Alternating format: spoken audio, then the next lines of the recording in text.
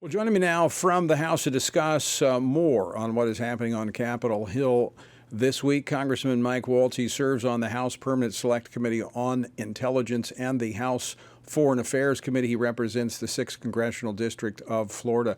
Congressman Waltz, welcome back to Washington Watch. As always, great to see you.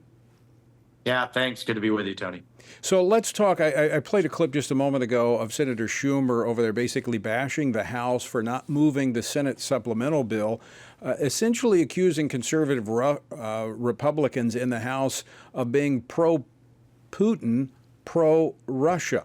Of course, he didn't mention that he's been sitting on a bill funding Israel for about 3 months, so I guess he's pro-Hamas then. Yeah.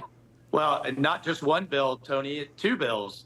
One who had to pay for by reducing some IRS agents, some of the 87,000 that were included in a couple of other bills, but then even one without a pay for that just adds to our debt but helps Israel. He's been sitting on both now for months and months. So you're right. I guess that makes him pro-Hamas. Look, we've asked for a couple of things, Tony, and they are common sense questions.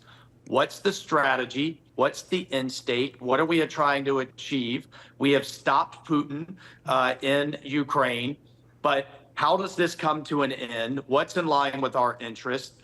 Are the Europeans paying their fair share? By the way, I don't believe that they are. And when it comes to this package, should American teachers, first responders, and others who often aren't paid enough be subsidizing the paychecks of Ukrainian teachers and first responders? Can the Europeans do that humanitarian aid? And when it comes to just the military portions, we need to differentiate those that are replenishing our stocks versus those who are coming to Ukraine. And finally, Tony, this is the part that upsets me the most. Biden's bad energy policy and the progressive climate agenda that's going after American oil and gas that should be flooding the world market with cleaner American gas, driving down the price of oil, drying up Putin's war machine coffers and Iran's, for that matter. Why don't we go after the source of the problem? But instead, Putin's selling just as much oil and gas as he ever was. He's just doing it through China and India. He's flush with cash. He's funding his war machine. Biden has an LNG ban in place here. And oh, by the way, we're now spending against ourselves through Ukraine and by allowing Russian oil and gas to head out into the world market. How about you enforce the sanctions in the first place, Schumer? Of course, this is not the only place where we have almost a schizophrenic policy when it comes to our foreign policy. All very valid points and questions that you bring up. This is intertwined this week with a motion that was filed to vacate the chair prior to the Easter break.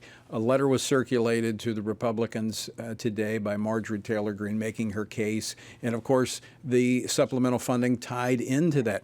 Where do we stand on this motion to vacate? I mean, after all of the chaos and confusion the last one created, which you were opposed to, I was opposed to, are we going to see that again in the House?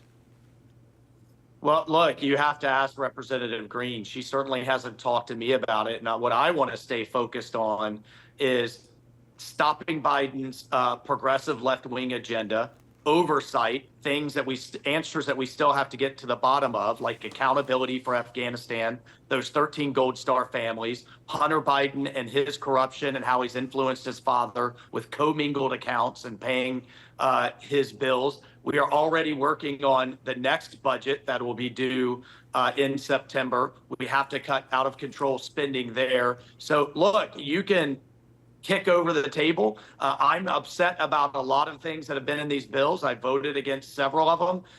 But at the end of the day, by the time you stop everything, go back into a speaker's race, and at the end of the day, we need to win in November. The best way to fix these problems is to expand our majority, to get President Trump into the White House, and to flip the Senate. And I just don't think that firing the speaker right now is the best way to achieve that.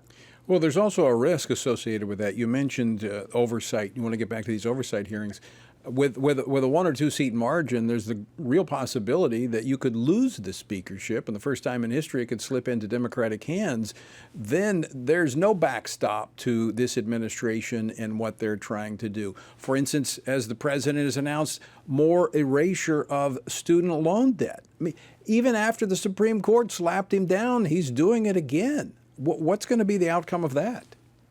Well, I mean, case in point, everybody remembers what I think was a hugely consequential hearing with the presidents of Harvard, MIT, and UPenn and our education committee, and the anti-Semitism that's going on, the pro-Hamas protests that they're allowing.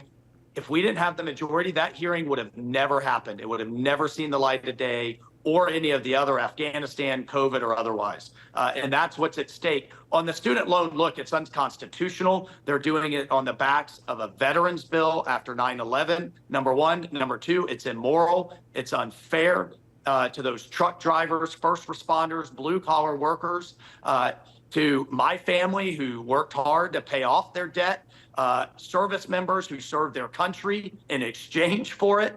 And I just think it teaches young people all the wrong lessons, and we're going to fight it every tooth and nail. But to your point, we got to have the majority to do that. We got to have the gavel. We got to be in power. I mean, so succinctly put, it is wrong on so many fronts, and it is an affront to so many Americans. Congressman Mike Waltz, always great to see you. Thanks so much for joining us today. Thank you, Tony. God bless.